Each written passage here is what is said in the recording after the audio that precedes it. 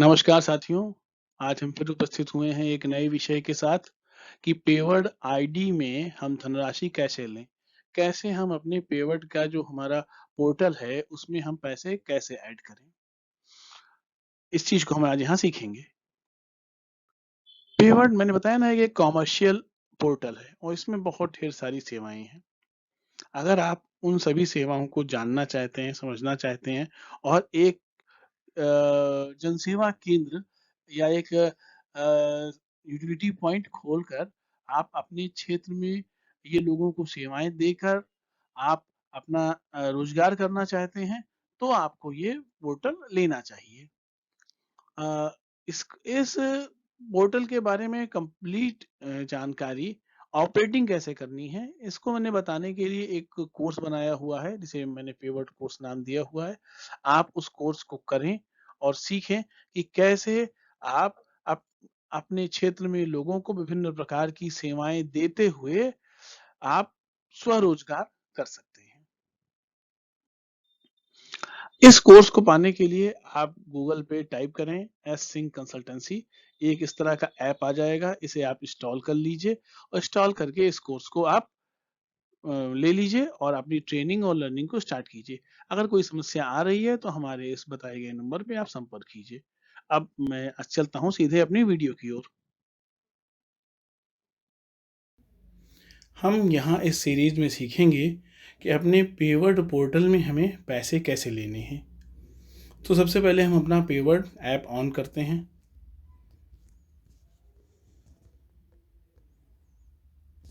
ये हमारा पेवर्ड का ऐप है। अब ये हमने ऑलरेडी से ओपन कर रखा है।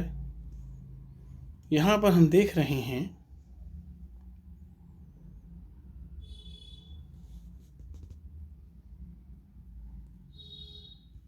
ये देखिए, ये ऐड मनी का ऑप्शन आपको दिखाई दे रहा है, आप देख पा रहे हैं। अब हम इसको क्लिक करेंगे।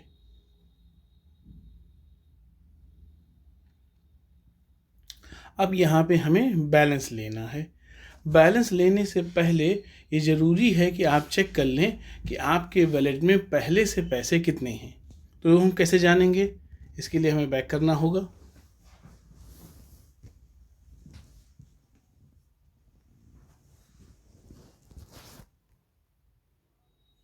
यहाँ देखिए हमारे पास 11 रुपये 28 पैसे पहले से अवेलेबल हैं। अब हम जो भी पैसा लेंगे इसमें प्लस होगा ना, ये जानना ज़्यादा ज़रूरी है। तो हम वापस आते हैं ऐड मनी के ऑप्शन पे। हम ऐड मनी के ऑप्शन पे गए।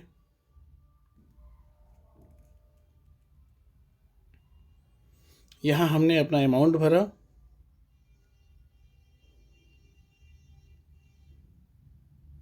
यहाँ हम 3000 रुपये ले रहे हैं और इसको हमने ऐड कर दिया। हमारे सामने अब इतने ऑप्शन खुल जाते हैं कि हम कैसे पैसे ले सकते हैं। पेईएस के माध्यम से, पेबॉप के माध्यम से, पेएचडीएफसी के माध्यम से, net banking, debit card, UPI, cash in bank के माध्यम से हम पैसा ट्रांसफ़र कर सकते हैं।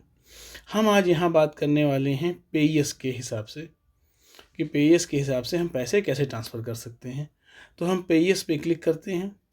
पेईएस पे क्लिक करते हैं तो हर पेवर्ड आईडी का एक वर्चुअल अकाउंट यस बैंक में ओपन हो जाता है, जिसका देखिए ये अकाउंट नंबर आप देख रहे हैं, ये इसका अकाउंट नंबर होता है और ये इसका आईएफएससी कोड होता है। जो अकाउंट का नाम होता है वो ये ऊपर दिया गया है। तो आप देख रहे हैं beneficiary name, account number, IFSC code, ये सारी चीज़ें आपको मिल गई। अब ये सारी चीज़ें हम उठा के अपने नेट बैंकिंग में हम सेव कर लेते हैं, क्योंकि यहाँ पेमेंट हम नेट बैंकिंग के माध्यम से करेंगे। यहाँ से सीधे जमा करने का ऑप्शन नहीं है। तो आइए हम देखते हैं।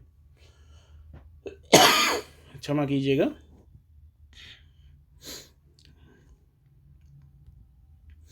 अब हमने एक चीज़ और आपको बताया था, आप ध्यान दिए होंगे कि पेवर्ड में उसी अकाउंट से आप पैसा ले सकते हैं जो अकाउंट ऑलरेडी आपके आईडी में ऐड हो। अदर अकाउंट से आप पैसा नहीं ले सकते। अब ये हम कैसे जानेंगे? ये जानने के लिए हम वापस बैक करते हैं।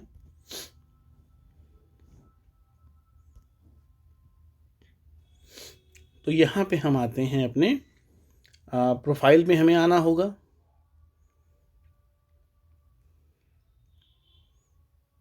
देखिए यहाँ पे है हमारी, जहाँ फ़ोटो ने क्लिक किया, माई प्रोफाइल यहाँ पे आया। माई प्रोफाइल में देखिए पर्सनल डिटेल, बिजनेस डिटेल और ये बैंक डिटेल शो हो रही है। तो जितने अकाउंट हमने लगा रखे हैं, आप ये देख सकते हैं, उन्हीं अकाउंटों से पैसा इसमें लिया जा सकता है और उन्हीं अकाउंटों में पे आउट किया जा सकता है। पे आउट क्या होता है, इसको मैंने ऑलरेडी एक वीडियो बना के दी है, आप उसमें देख सकते हैं। अब हम समझ गए हैं कि ये अब हमको अकाउंट नंबर मिल गया है और किस बैंक में जोड़ना है हम ये भी जान गए हैं। अब हम जाएंगे अपने उस बैंक में जहां हमने इसको ऑलरेडी सेव कर रखा है। हमने HDFC सेव कर रखा है, हम HDFC से लॉगिन करते हैं।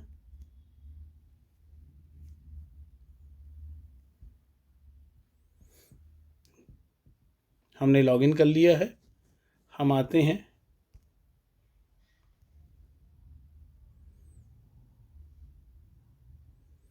तो यहाँ पे हम चेक करते हैं कहाँ पे है।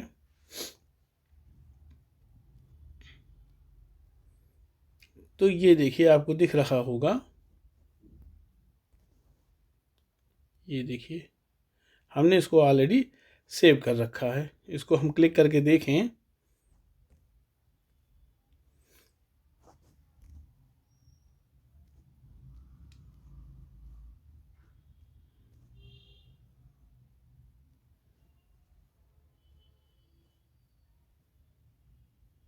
ये देखिए आपको दिख रहा होगा कि ये देखिए ये अकाउंट नंबर दिख रहा है, वही अकाउंट नंबर है ना जो हमने ऑलरेडी आपको दिखाया था। तो इसी अकाउंट में हम पैसा ट्रांसफ़र कर सकते हैं। अब हम क्या करेंगे, अब इसमें हमें ट्रांसफ़र करना है।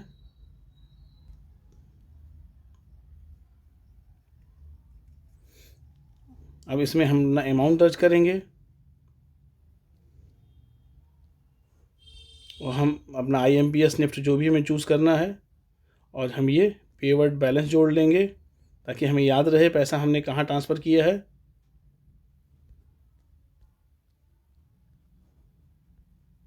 और इसको हम कंटिन्यू कर देंगे। हम एक बार चेक कर लेंगे,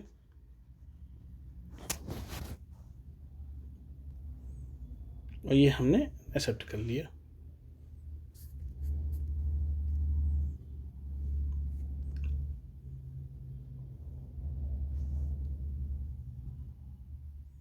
अब ये पेमेंट जो है वो कट के हमारे उस पोर्टल में चली गई है।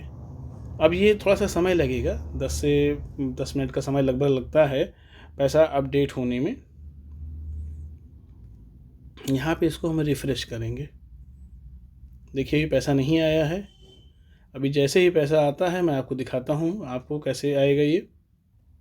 हम एक बार फिर चेक कर लेते हैं। अभी पैसा नहीं आया हुआ है, थोड़ा सा समय लग जाता है। ये देखिए पैसा इसमें अब आ गया है, और देखिए अब मैंने 3000 रुपये ट्रांसफ़र किए, तो ये मेरे पास 11 रुपये 28 पैसे पहले से थे। इसको हम चेक कर सकते हैं एक तरीके से। और आप यहाँ पे आइए, यहाँ डेली लेज़र देख रहे हैं, डेली लेज़र क्लिक कीजिए।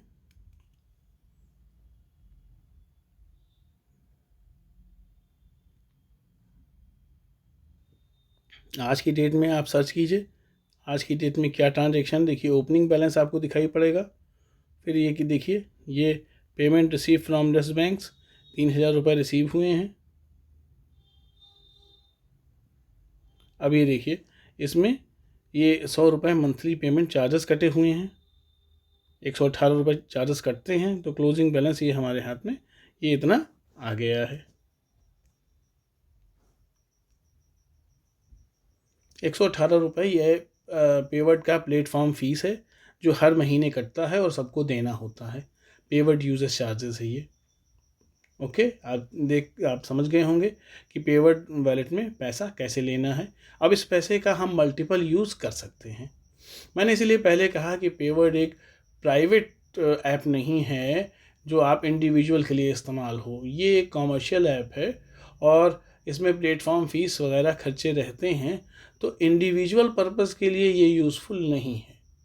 इसलिए अगर आप इसे इंडिविजुअल यूज करना चाहते हैं तो आप इसे नहीं यूज़ करें, मेरी यही सलाह है। अगर आप शॉप खोल के, जनसेवा केंद्र खोल के, कोई यूटिलिटी पॉइंट खोल के आप लोगों की सर्विस करना चाहते हैं और उसमें इनकम जनरेट करना चाहते हैं, तब तो ये संभव है, अन्यथा ये संभव नहीं है। इसी आशा के साथ मैं अपनी वीडियो समाप्त करता हूँ।